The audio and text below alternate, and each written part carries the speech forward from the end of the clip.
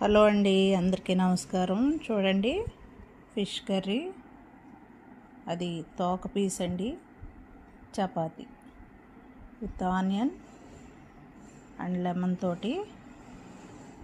మామిడికాయ ముక్కలు చూడండి చక్కగా ఉడికినాయి. మ్యాంగో అండి, పుల్లట మ్యాంగో.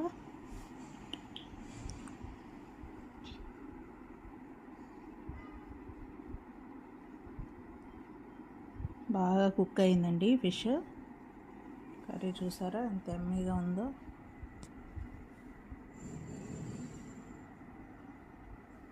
ఇలా చపాతీతోటి చాలా బాగుంటుంది ఫిష్ కర్రీ. రైస్కి, చపాతీకి, పలావ్ రైస్కి కూడా చాలా బాగుంటుందండి. ట్రై చేయండి ఒకసారి.